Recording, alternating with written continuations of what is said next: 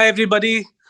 At a time where the winters are setting here very firmly in New Delhi, but then there is heat in the ICC ODI World Cup 2023 because we've crossed the halfway stage. What more can happen? What are the kind of matches that lay ahead? And who is going to actually win this World Cup? Where definitely the West Indies don't seem to have a very strong chance. I'm joined by my very close friend and co-host and podcaster Pranay Rangra on yet another episode of Correct Point. Pranay, it's fabulous to have you here. It seems I'm seeing you for the first time since 9th century BC. Your thoughts? Where were you? Where were we? I was in hibernation, Dave, much like South Africa's performance has been, but not in this World Cup. And right now, I'm sitting in front of the sun, hoping that the rays of hope fall on me, much like they're falling on South Africa. Right, So, right. yeah, so it's Um, hibernation to performance. That's where that I've was been. a that was a very classy, I beg your pardon, a very classy comment from your side. I very much appreciate it. So, Pranay, my first question to you: we have comfortably crossed the halfway stage of the World Cup. This is a massive event. It's the mother of all cricketing battles in 2023. You would agree. Let's start with the first big question for our viewers, because even I've been raring to ask this to you. Uh, who is going to play the finals? Just pick your two teams. Okay, let's first start with the finals, and then we'll come down to the four teams for the semifinals. But the biggest question first: who's going to be the finalist? Dave, as cliche as it may sound, but one of the teams competing the finals will definitely be India, with the way they've been chasing and the way they've been performing. And I One surely second, hope one second. There's a call from Mr. Hello, Mr. Shah. No, no, no, no. Yeah, yeah, yeah. We love India. We love you. Yeah, yeah. Oh, sorry, sorry. Yeah, you go obviously ahead. didn't shy away from the sharp horse. Yeah, yeah. That was a very Yeah. shark point. No, so So but India. You all the humor apart, I think India's playing really well and they deserve to be in the finals with the way they've had a spotless chasing record. And I'm hoping that they're pitted against the powerhouse of Southern Africa in South Africa. So that right. would be my ideal finalist, and possibly could be that one could see them compete. Right. So the way that the World Cup has unfolded for some of the more powerful and the more recognized teams, the world beating sides. Of course, India, South Africa. We've just quickly discussed. They've been playing some fantastic cricket, but who could be the other two semi-finalists be? The way the tournament is going so far, do you think that England still have a chance to make it? And do you think that the struggle is really going to be okay? So New Zealand, of course, is going to be one of the teams who would agree. But the fourth spot, we're talking about the final four now. India, South Africa, we've picked. New Zealand, of course, I think it's their semi-final spot to lose. But do you think that it's going to be a massive contest from here on in for the fourth spot between England, Australia, and maybe Pakistan? I'm not sure about England, Dave, to be brutally honest with you, but definitely between Pakistan, Afghanistan, and Australia. And the kind of thrashing that Australia wetted out to Netherlands yesterday, a massive 309 run. I think Australia is now soaring towards reaching the semi-finals. Finally, they've got their act together. England, I Yeah. don't think they've been able to stoke any sort of fire despite having Ben Stokes. But with the kind of defeat that South Africa wedded out to them, I think they're demoralized as hell after this, and it's very difficult for them to come back into the top four again. But I'm really keen to see how Afghanistan goes, considering they've beaten England and Pakistan, and with some more matches on the cards, maybe they could be a surprise fit into the semi-finals. And Pakistan is the most unpredictable team of them all. They play South Africa on Friday, and anything's possible. I don't think one would lose hope on Pakistan not entering the semi-finals. So it's an interesting play between these three teams for the number four spot. But talking about the four semi-finalists, who do you feel are going to be the four semi-finalists? West Indies and Zimbabwe in an imaginary world, in the fool's paradise, where fans like yourself, myself, have always imagined and backed these teams, because let's face facts, we've loved them so much. And I know viewers, you would be thinking that I'm talking bonkers. No, but Pranay, we've often discussed, haven't we, Pranay, that had this not been just a 10-team tournament, then definitely teams like West Indies and Zimbabwe deserved it. So did Scotland and Ireland, because they played so well. But yeah, to come back to reality, and because this is not a Peter Pan show as much as we love him, India, South Africa, definitely. South Africa, I'm hoping clearly on, because there is something called emotions, and there is a gentleman I know who lives in Bombay, not in Sion but in Kandivali, and he's, I think, God's greatest gift to South African cricket team. I think viewers would know him. He's wearing a blue color shirt. And no, he did not star in the movie called Avatar. So, because Pranay is a huge fan of South Africa, and when I was growing up, I was really following Jacques Callis's career, and later on Francois Faf du Plessis has been my favorite white ball player. So South Africa is somebody I'm really rallying behind. But the other two teams, definitely New Zealand, and I would really want New Zealand to be in the semi-finals. Pranay, don't you think they are just fantastic here? And the fourth team, I mean, may the best team become the fourth team between Pakistan, Australia, and anyone else. That's all I would say. So, Dave, if we can spend some time on discussing New Zealand, how consistently they've performed over these World Cups, being the Right. finalists in the last World Cup, the finalists in the 2015 World Cup, the quarterfinalists, I think the semi-finalists in the 2011 World Cup. So, how is it that New Zealand being, I won't say boasting of like enormously good talent or marquee players, have they managed to get their act together and perform consistently in these ICC tournaments? So, New Zealand are a utility team where the 11 players who actually walk the 22 yards actually bring the power of 2 to 1. I don't know if I'm able to make any sense on that. Yeah, Everybody can just about anything. And I'm not saying that Daryl Mitchell can grow hair like Jean Claude Van Damme in Hard Target, but Daryl Mitchell can really spank the bowlers like if he's the Van Damme of batting. And let's start with him, Pranay.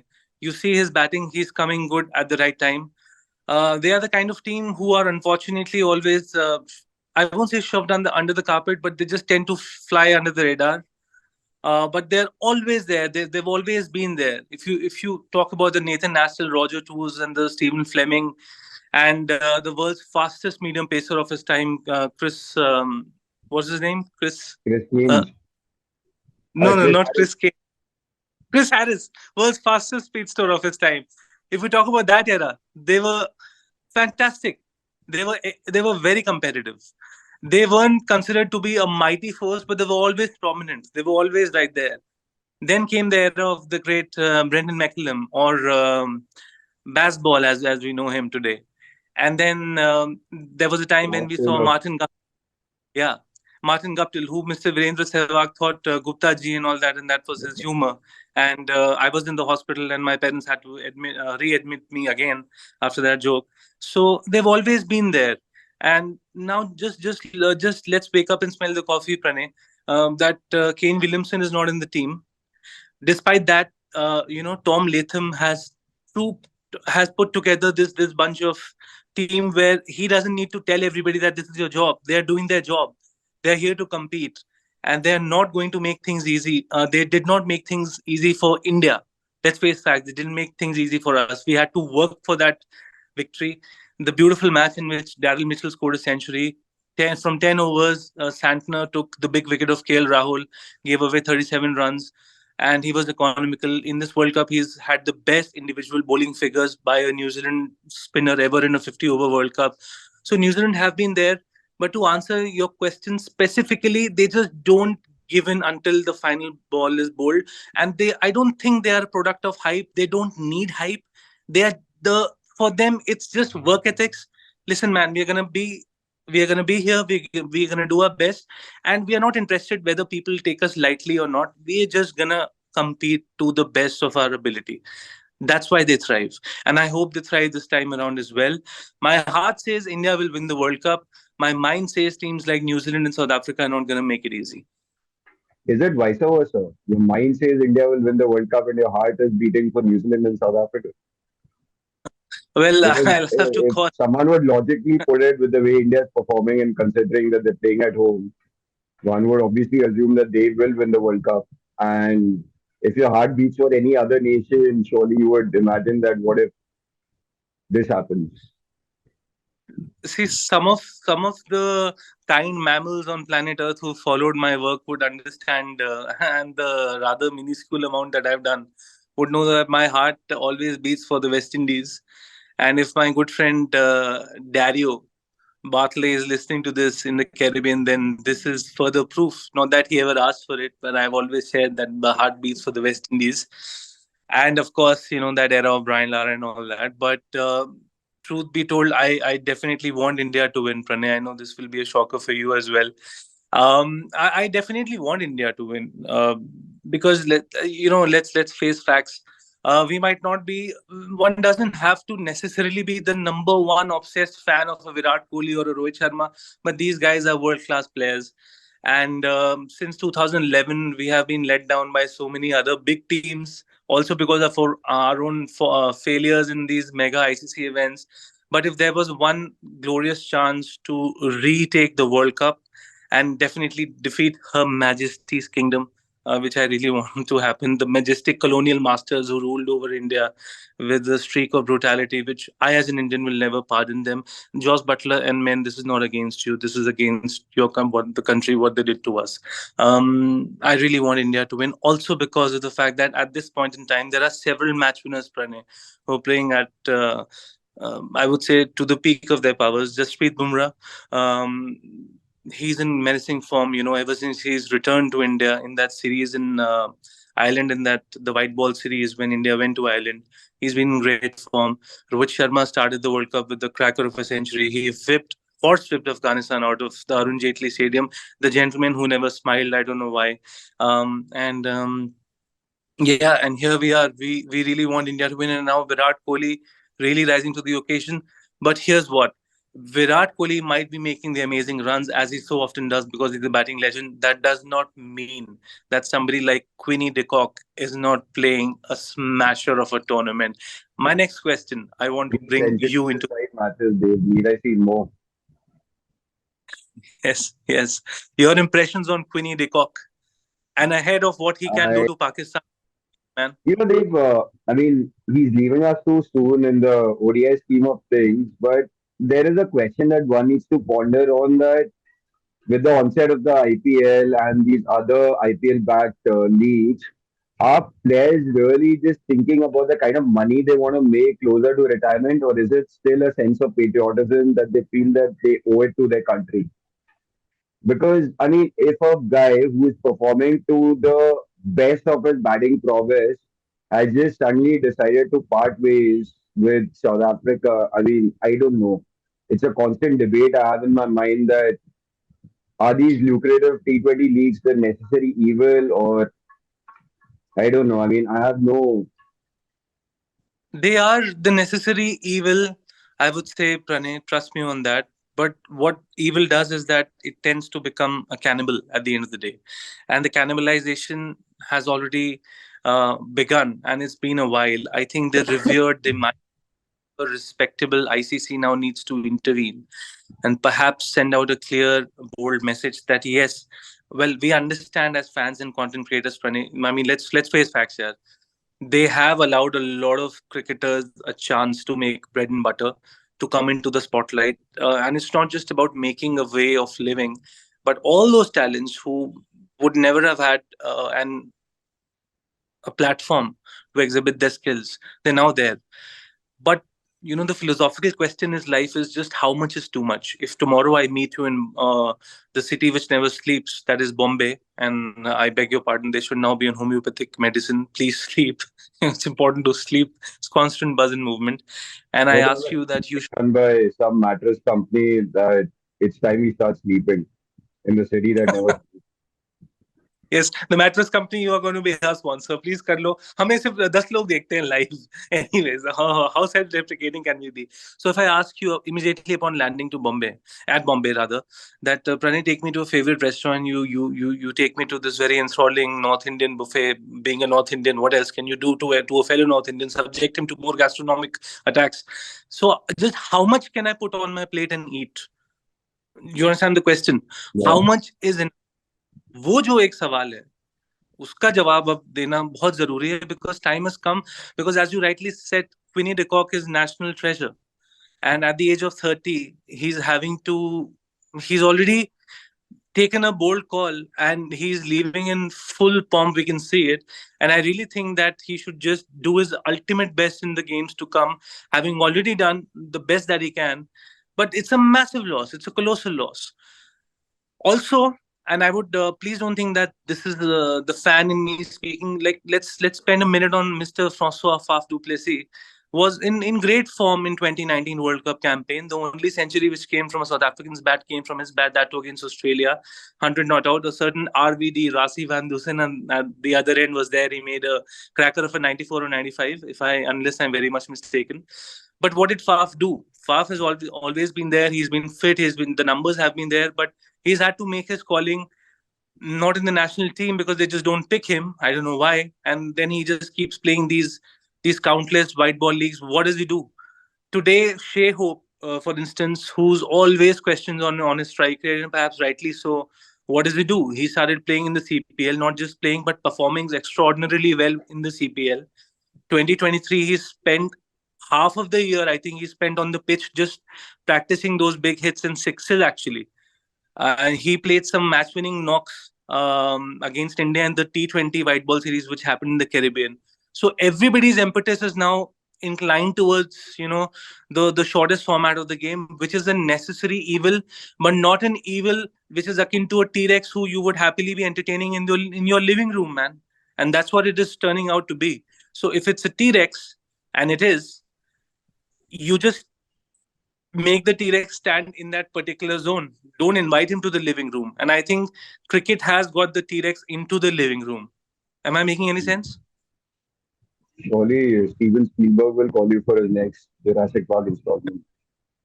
Hello, Steve. I'm a big fan. Oh, that was wow. Wow. क्या बोला है आपने?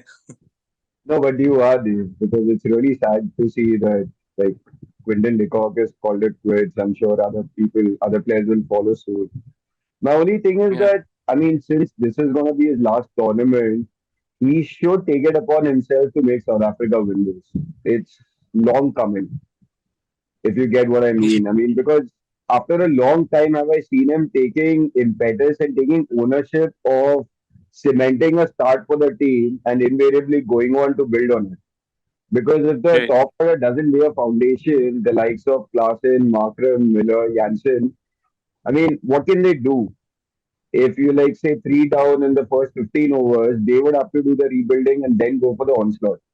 But right now we're Yeah. getting starts at like say about 200, 250 for two or three in 40 overs.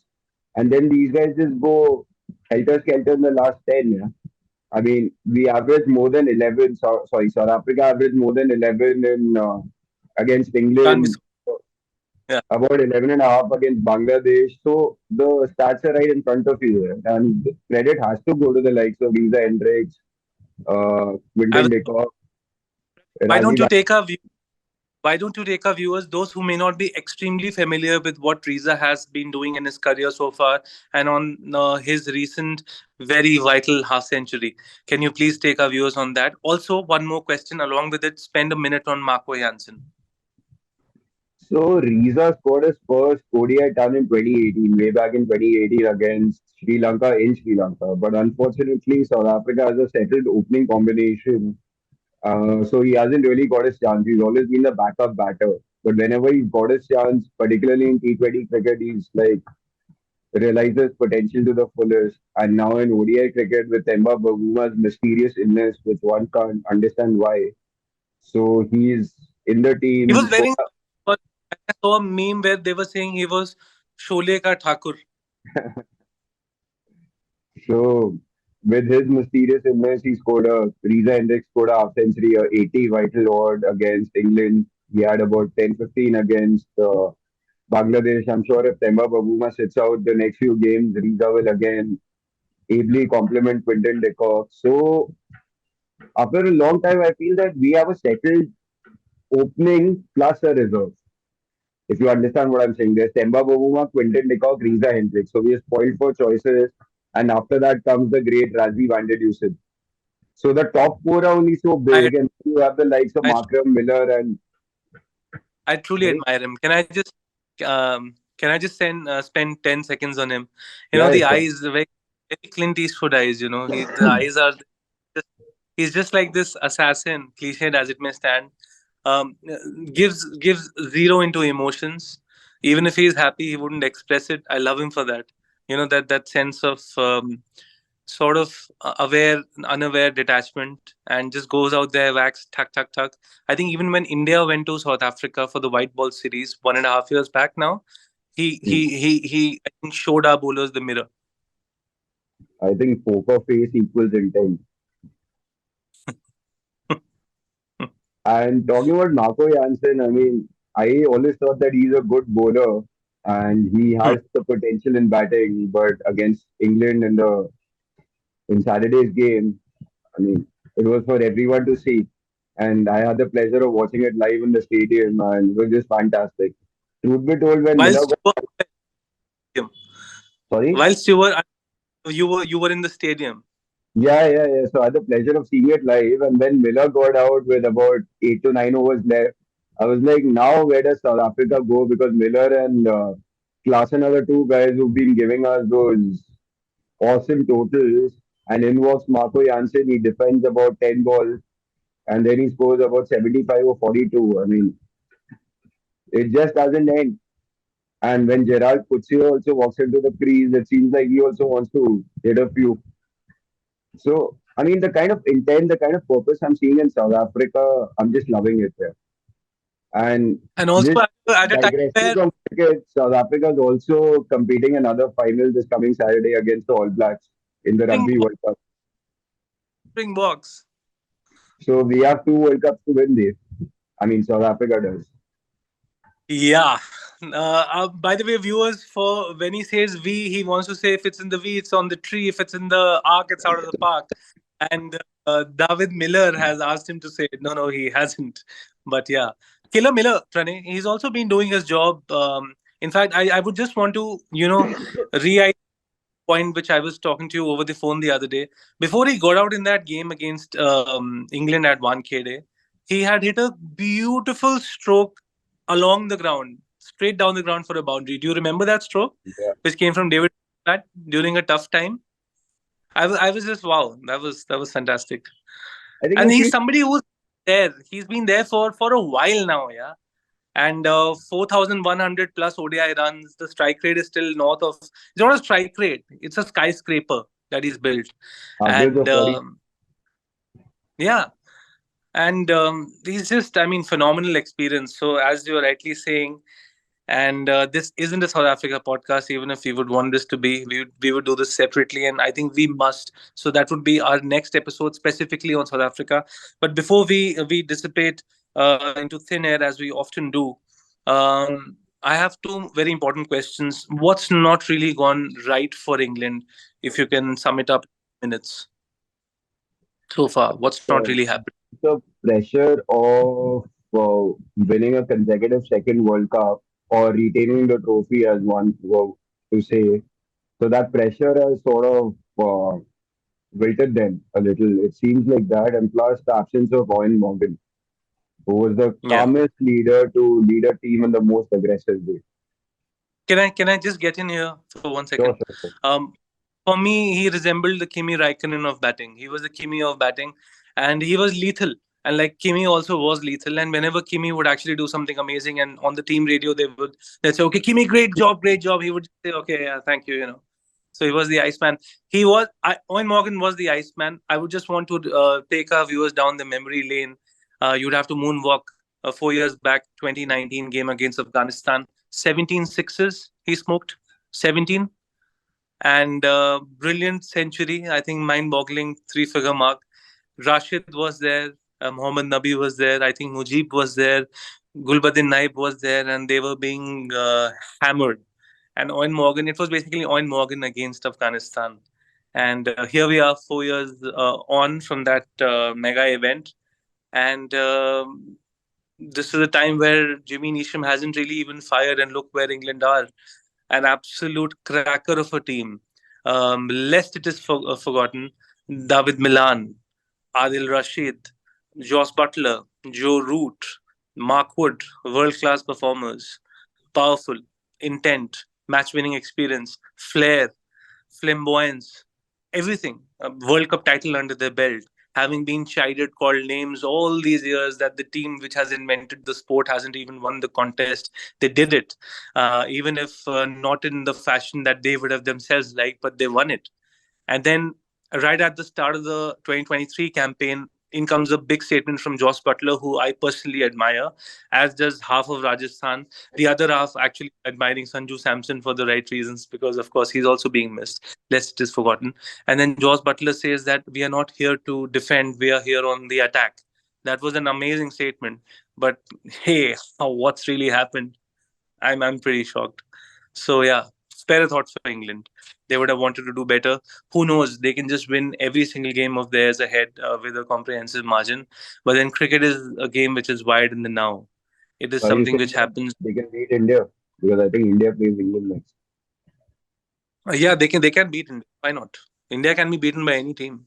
It's that's India. India could have been beaten by Afghanistan in the 2019 World Cup. Let's not forget that Mohammad Shami's brilliance saved the day for us, and India can be beaten if any. I mean, yes, there is this image that India has rightfully created by winning such mega tournaments all around the world, such mega bilateral series, the consistency with which they hammer their opponents, that India is infallible.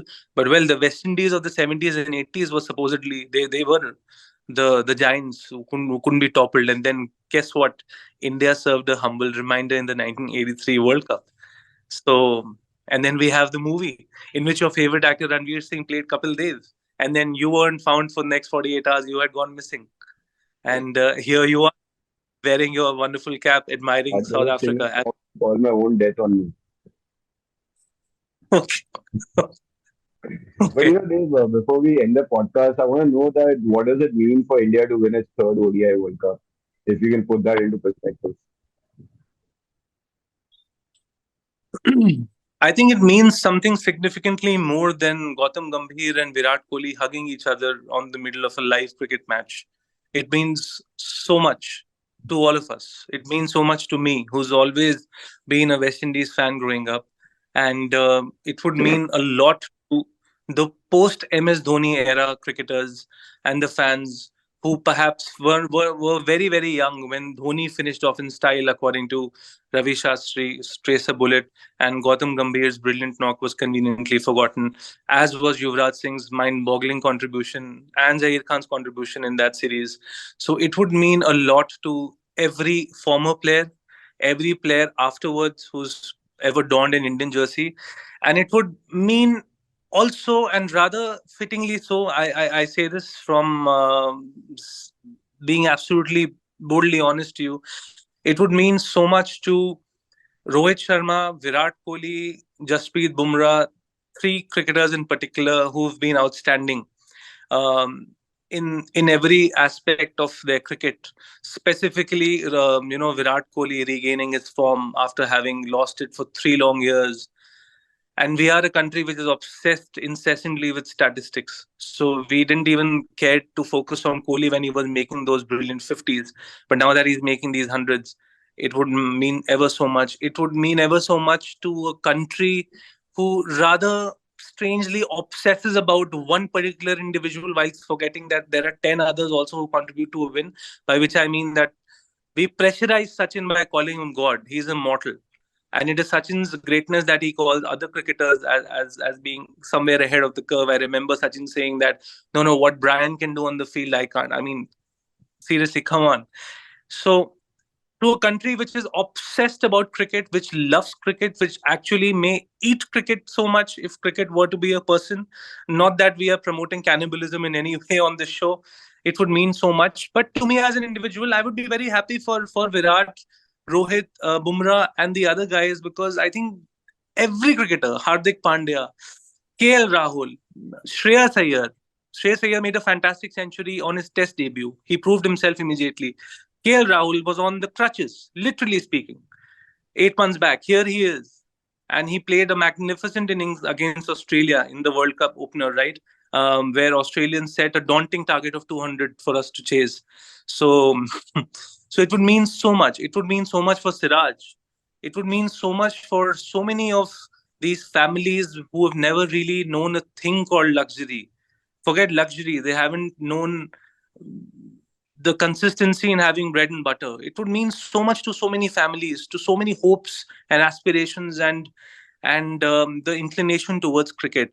But to me, it would mean one thing in particular, that India are really a behemoth, and we have been so from the onset of 2011 in particular.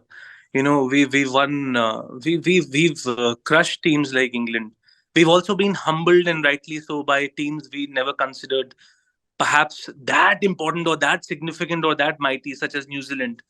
We were humbled by the West Indies recently in the Caribbean in the white ball series, when I don't know why Hardik Pandya was trolled when he just said it's I was experimenting. So he was experimenting. It's fine. So what if Puran and other people had other plans to experiment with our bowlers? But it would mean so much as an Indian. And at the same time, going forwards, the 2027 ODI World Cup now, if that's when it would be nice to see other teams. It would be also nice to see then Netherlands becoming the powerhouse they can truly become. It would be nice to see West Indies, Zimbabwe, Ireland, Scotland. Why not the men's German team, the Romanian team, of which Pavel Florin is a significant contributor? It would be amazing to see Sri Lanka once again becoming a dominant force in the world, the land of Sangha and Mahela, and now the land which has given one of the names who I truly admire, Dimut Karuna Ratne, Karuna, compassion. C is for cricket, C is for compassion. Very well said, Dave. So we could hope for an Indian victory. I would hope for a South African victory. And with that, let's victoriously part ways. If we bring another episode of the Potted Point podcast, here's Dave Tyagi and Pranay signing off. Please do watch, like, subscribe, and we'll bring another podcast soon. Cheers, guys. Cheers, guys, and see you soon, Pranay. See you soon, guys. Thank you. Bye bye.